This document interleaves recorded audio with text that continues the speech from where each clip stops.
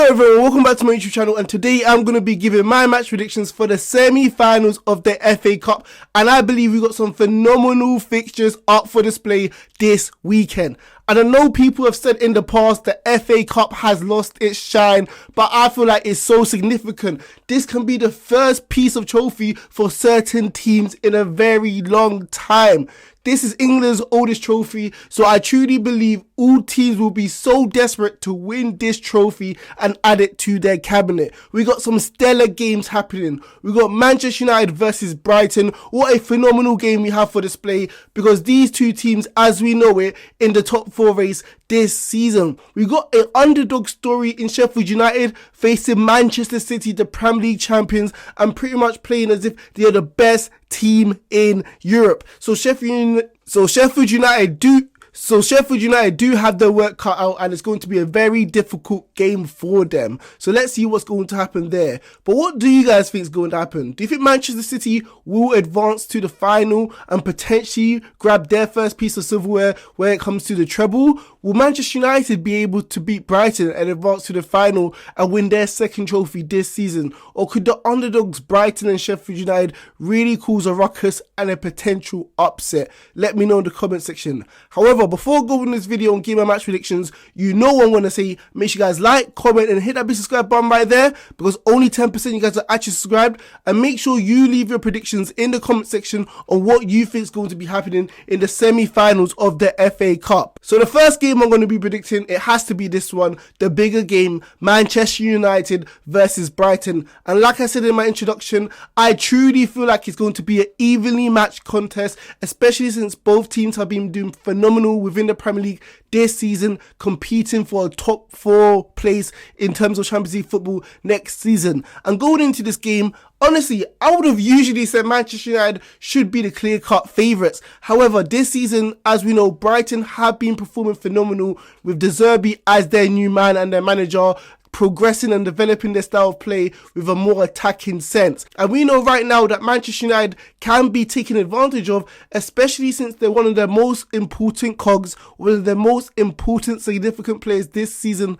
Marcus Rashford is going to be missing this one since he has a soft tissue injury. So going into this game, I truly feel like it's all to play for, and both teams are evenly matched. I do feel like Manchester United do have the mental edge, since they have the experience and the know-how in terms of the culture of the club, and they can deal with the magnitude of specific semi-finals, whereas we know Brighton are pretty much novice when it comes to this position, and we know experience in big moments is key when it comes to winning games. So potentially Manchester United can rely on this to potentially beat Brighton, but I still feel like Brighton do have the personnel and the players to really cause Manchester United a real problem.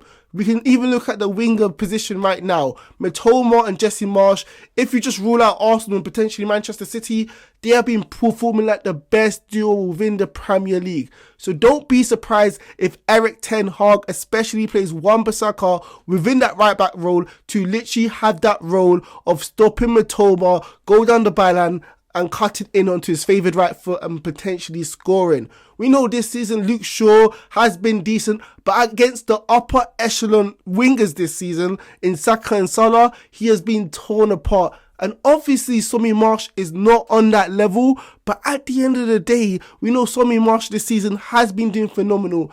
If you do have the beating on Luke Shaw, we know he has a tendency to back off, drop off into his own penalty box, and from there, you know it's all to play for. Brighton can potentially win a penalty or create an opportunity. So down the flanks is Brighton's main source of weaponry when it comes to hurting Manchester United within this game. Although times this season it can be accused that Brighton have been leaky, a bit naive since they are novice when it comes to the Premier League, since they have been conceding goals they shouldn't really be conceding, Manchester United can obviously take some hope and confidence from this. But at the end of the day, we know Manchester United this season, without Marcus Rashford, look a completely different side. They are so solely reliant on him to score goals that if he doesn't, Manchester United don't have a great opportunity of winning the game. I've said this game in, game out, Weghorst is not the answer. He isn't going to get you 15 to 20 goals a season, and we have seen him miss some sitters. He doesn't have great movement. I don't know why they really play him. The only thing he has at his arsenal is that he works hard, and that's not good enough for the magnitude of the club club of Manchester United. We know Sancho is most likely going to be Marcus Rashford's replacement, but we know he doesn't have the directness, he doesn't have the runs in behind like Marcus Rashford to really challenge Brighton's backline, who have been sloppy at times and making mistakes. Also, I know Anthony is probably Manchester United's second or third top goal scorer this season. I still feel like he's very predictable, and if left backs can read the game well, you can pretty much shut him out, always showing him down the byline as he always wants to cut in.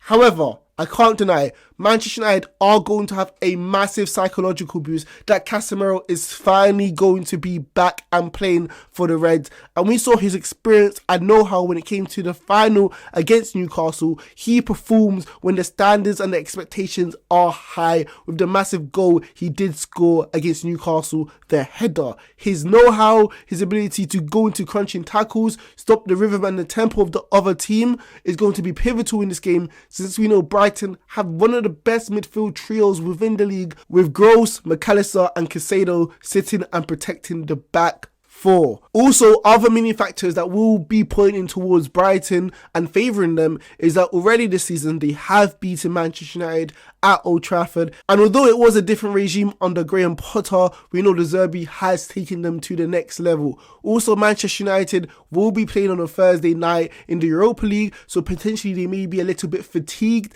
and will not have the same energy levels that Brighton have, and we know Brighton would have had a full week to prepare for this monumental game against Manchester United in the semi-finals of the FA Cup. If Marcus Rashford was playing, like I said, I truly feel like Manchester United would have won, but now it's much harder to call and it's genuinely 50-50 down the line. I feel like over the 90 minutes, Brighton will be the better side, but with Manchester United's experience, I don't think they'll be lackadaisical and allow Brighton to have easy chances to score goals. I feel like it's going to be a stalemate across 120 minutes where it's going to be 1-1. And due to De Gea's poor penalty record when it comes to saving penalties, I truly think Brighton will be able to sneak through to the final of the FA Cup, their first final in God knows how long. I know it's a massive upset, but I think Brighton are good enough to get the job done. I'm going to go for a 5-4 victory for Brighton on penalties. So the next game I'm going to be predicting is Manchester City versus Sheffield United. And what a massive game this is going to be for both sides to advance to the final of the FA Cup. And going into this game, it's a no-brainer. Let's not even waste time. We know Manchester City are the heavy loaded favourites going into this game against Sheffield United. It's the Premier League side, the Premier League champions, the best team in Europe facing Sheffield United, who aren't even top of the championship. So that just shows you the level Sheffield United are going to have to jump to even have a sliver of hope of beating Manchester City within this game. However, Sheffield United have done tremendously well to even get to this position of the semi-finals. They have beaten some heavy hitters. They beat Tottenham Hotspur at home 1-0, an established Champions League side as we have seen this season. They have beaten rivals Blackburn in the Championship. They did go to the Den against Millwall and beat them 2-0. So it just shows you that Sheffield United do have something about them. They do have a little bit of swagger, and there's a reason why they are going to be playing Premier League football next season. Manchester City cannot underestimate them, and we know the FA Cup, the dreams which lie within it, anything can happen, and dreams potentially can turn into reality within this fixture. However, at the end of the day, how can I not predict a Manchester City win? Just think about it. If this was round 3 of the FA Cup away from home for Manchester City and they played their B team, we would be even thinking that Manchester City were going to win 3 or 4-0, considering the fact that they have so many world-class options off the bench who aren't even in their starting 11. So imagine if Manchester City play their first team, the players who have been gelling together, firing on all cylinders, and have beaten every single team, it feels like, in the last few weeks or so by at least 3 goals. Look at the game against Bayern Munich. They absolutely destroyed them, ate them up for breakfast as if they were toast. We saw it 3-0. They were in control. They dominated. Bayern Munich couldn't even live with them. Bayern Munich looked like the League 2 or League 1 side in that fixture, and we know Bayern Munich's pedigree when it comes to football. So how on earth are Sheffield United are going to beat Manchester City when Manchester City are in such rich vein of form? Haaland has scored 45 goals this season. Kevin De Bruyne is still leading the league in assists. Bernardo Silva, obviously one of the most technically gifted players within the Premier League, and you got options like Mahrez, Phillips, Alvarez, who don't really start. So Sheffield United, the best hope you do have is to pray and potentially hope that Manchester City are not on their game. The only real glimmer of hope I can give Sheffield United potentially is the fact that Pep Guardiola does see this as an easy game, overcomplicates this, and potentially plays his B team completely. This is because he will understand that this game against Sheffield United is probably the easiest game he's going to have in the running when he has Bayern Munich, potentially Real Madrid in the Champions League, and then we know he's in a massive title race against Arsenal this season. So this is the best opportunity he will have to rest his best players for potentially more important games and a better competition, let's be honest.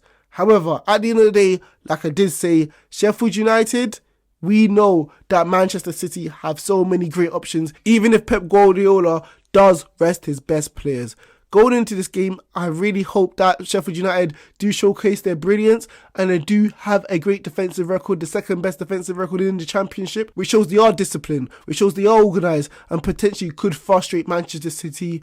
But like I said, there are levels to this. Welcome to the big league, son, and you're not going to be able to hang with the best. This is too tall of an ask for Sheffield United to potentially beat Manchester City in this game.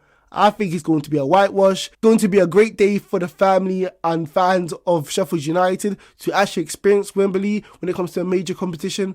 But at the end of the day, they're not going to be able to win. It's going to be a 4-0 performance for Manchester City, business as usual, and they'll be dusting their hands off, moving to the next game, and obviously going to the final of the FA Cup. Thank you guys for watching my video. I appreciate it. Make sure you leave your comment section. Who do you think is going to be able to advance to the FA Cup? And even let me know, who do you think is going to be able to win this prestigious trophy in May when the final happens?